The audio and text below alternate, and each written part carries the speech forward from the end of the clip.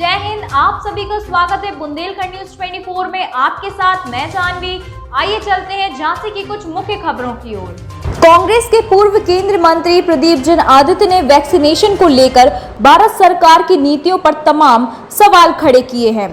पत्रकारों से बातचीत करते हुए उन्होंने कहा कि विश्व पटल पर भारत जैसी अति मजबूत अर्थव्यवस्था वैक्सीनेशन के मामले में लगातार पिछड़ती जा रही है। केंद्र सरकार की वैक्सीनेशन की नीति में अलग अलग कीमतों ने महामारी के बोझ तले पहले से दबी राज्य सरकारों के ऊपर अतिरिक्त बोझ लाद दिया है, जिससे देश में गंभीर संकट उत्पन्न होने लगा है। ऐसा लगता है कि केंद्र सरकार ने देश में मुफ्त यूनिवर्सल टीका सभी को लगाए जाने की अपनी जिम्मेदारी से पूरी तरह से पल्ला झाड़ लिया है। वर्तमान में टीकाकरण की जो रफ्तार है, उस हिसाब से देश की 140 करोड़ जनसंख्या तक सुरक्षा कवच पहुंचने में 3 साल से भी अधिक समय लगेगा। उन्होंने कहा कि सरकार सिर्फ आंकड़ेबाजी का खेल खेल रही है। आरोग्य सेतु ऐप के नाम पर सरकार ने होम आइसोलेशन वाले मरीजों से फोन ए फ्रेंड का खेल खेला है। न ही उनको दवाएं मुहैया कराई गई और न ही इलाज। सरकार ने अपनी सारी एनर्जी बजाय कोरोना से निपटने की कांग्रेस को निपटाने में खर्च की, जिसका दुष्परिणाम आज पूरा देश भोग रहा है। उन्होंने कहा कि भारतीय जनता पार्टी सिर्फ लड़ाने का काम करती है, इसीलिए मोदी तथा स्वास्थ्य मंत्री हर्षवर्धन के इशारे पर बाबा रामदेव ने एलोपैथी के खिलाफ बयान दिया। आज आयुर्वेद और एलोपैथी के बीच लड़ाई शुरू हो गई है। उन्होंने कहा कि सरकार की मानवीय संवेदनाएं पूरी तरह से खत्म हो गई हैं। सरकार हिटलर शाही और नेपोलियन नीति पर चल रही है। सरकार की आंकड़ेबाजी की सच्चाई को उजागर करने के लिए कांग्रेस ने फैक्ट फाइंडिंग कमेटी बनाई है। यह कमेटी जल्द ही असली आंकड़ों को उजागर करने का काम करेगी। प्रदेश महासचिव राहुल रिछारिया ने बताया कि सरकार भले ही इस आपदा से निपटने के लिए किसी मुहूर्त का इंतजार कर रही हो, लेकिन कांग्रेस जनहित में पूरी तरह से सक्रिय है। कांग्रेस की राष्ट्रीय महासचिव तथा उत्तर प्रदेश की प्रभारी प्रियंका गांधी के निर्देशानुसार बुंदेलखंड के प्रत्येक जिले के लिए जिला अध्यक्ष के नेतृत्व में कांग्रेस के सिपाही कोविड वॉलंटियर बनने के लिए तैयार हैं। डॉक्टरों का एक पैनल भी तैयार कर लिया गया है। इस अभियान के तहत गांव-गांव को सैनिटाइज किया जाएगा तथा जरूरतमंदों को डॉक्टर की सलाह से निःशुल्क दवाएं उपलब्ध कराई जाएंगी।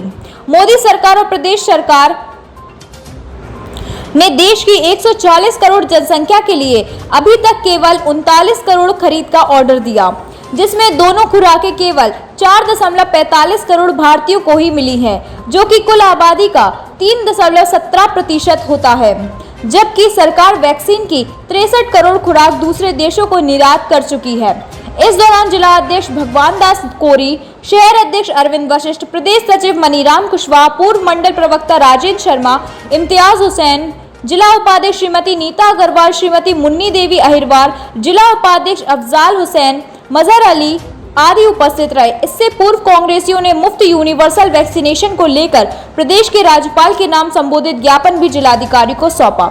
झांसी से संवाददाता मनीष अली के साथ ब्रजेश परिहार की रिपोर्ट। उत्तर प्रदेश कांग्रेस कमेटी की हमारी प्रभारी महासचिव प्रियंका गांधी ने उत्तर प्रदेश के अंदर और देश के अंदर हर व्यक्ति को वैक्सीनेट किया जाए, उसको निःशुल्क वैक्सीन मिले और लोग कोरोना महामारी से बच सकें। इसके लिए उन्होंने आज प्रदेश भर में ज्ञापन का निर्देश दिया और पत्रकार वार्ताएं उन्होंने, ताकि आपके माध्यम से देश की गरीब आम जनता तक हम प्रियंका गांधी और कांग्रेस का संदेश पहुंचा सकें। इसका क्या उद्देश्य था? कॉन्फ्रेंस का उद्देश्य था कि हिंदुस्तान के हर व्यक्ति को फ्री वैक्सीनेट किया जाए, क्योंकि भी हाल ही में हुई जो महामारी में हमने अपनों को खोया है, वो अब हम पुनः ऐसा कुछ नहीं देख सकते। क्योंकि हमारे आँखों के सामने, हमारे आपके माध्यम से जो हमें खबरें मिली, उससे हमने जाना कि किस तरीके से बेहाली से, किस तरीके से बेबस होकर लोग हमारे बीच से जा रहे हैं। तो इसका तात्पर्य यह है कि कोविड-19 का सिर्फ एक ही इलाज है, वैक्सीनेट होना। हिंदुस्तान के हर व्यक्ति को तत्काल प्रभाव से ये वैक्सीनेट करें, फ्री वैक्सीनेट करें, क्योंकि इसके अलावा कोई इलाज नहीं है। और ये मैं बार बार इसलिए कह रहा हूँ आपके माध्यम से, क्योंकि अभी हाल ही में आपने देखा होगा कि हमारे हिंदुस्तान के लोगों को इन्होंने 3.5 करोड़ लोगों को वैक्सीनेट किया और 6.5 करोड़ से ज़्यादा वैक्सीनेशन इन्होंने विदेशों को गिफ्ट कर दी।